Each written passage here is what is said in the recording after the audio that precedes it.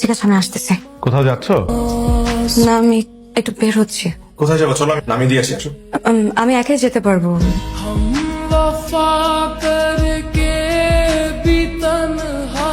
কি ব্যাপার, আজকে এত তাড়াতাড়ি চলে আসলা যে?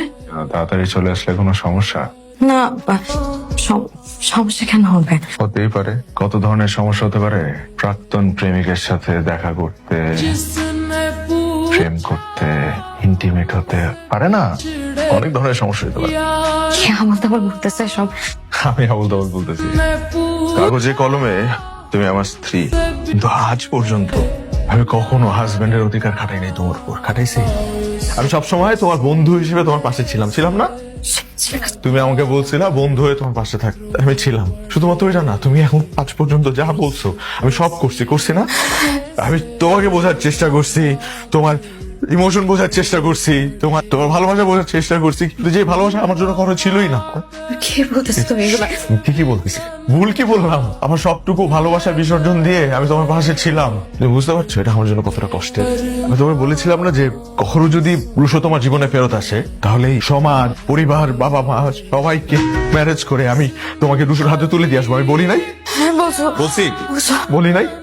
তাহলে তুমি আমাকে বলো নাই কেন? এতটুকু বিশ্বাস ছিল না? তুমি আমাকে বলতে পারতে না আমার ভালোবাসা তোমার কাছে কিচ্ছু না? তুমি এসে একটাবার আমাকে বলতে পারতে না যে আমি রুশোর কাছে চলে যাব, আমার ভালোবাসা হেরে গেছে? তুমি বলতে পারতে না একটাবারও? কিন্তু তুমি বলো নাই। তুমি না বলে কি করছো? তুমি আমার পিছে আমাকে মিথ্যা কথা বলে রুশোর সাথে হোটেলে গেছো দেখা করতে। না, তুমি যেটা মনে করতেছো এরকম কিছু না। শোন, কি মনে করতেছি আমি? প্লিজ শোন। আমি নিজের চোখে দেখছি। আমার কথা শুনতে পারবো? যাই আসে না। আমার কথা শোনো। আমার সব প্রশ্নের উত্তর আমি পেয়ে গেছি। আমার কিছু জানতে হবে না। যা দেখছো ভুল দেখছো, প্লিজ। আমার কষ্টটা কোথায় জানো? আমি তোমার জন্য এত কিছু করলাম, এত কিছু বিসর্জন দিলাম, তারপরে না তোমার ভালোবাসা পাইলাম না। এটাই আমার কষ্ট। ভুল বুঝতেছো। সবকিছু মেনে নিয়ে আমি তোমাকে ভালোবাসলাম, কিন্তু বিনিময়ে তোমার ভালোবাসা পাইলাম না। না, শাওন, তুমি যে আমি তোমার ভালোবাসা পাইলাম না। করতেছো এরকম কিছু না, প্লিজ। তুমি আমাকে একবার কথাটা শুনো আমার। আমার কথা শুনো। আমি তোমাকে বলছিলাম না আমি তোমাকে রুশোর হাতে তুলে দিয়ে আসবো। আমার জবান আমি রাখবো। তোমাকে আজকে আমি রুশোর হাতে তুলে দিয়ে আসবো। চলো।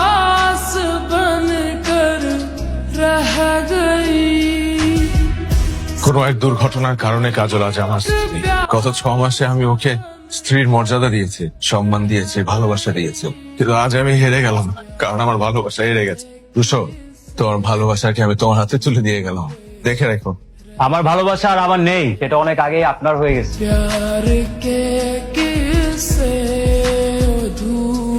হ্যাঁ,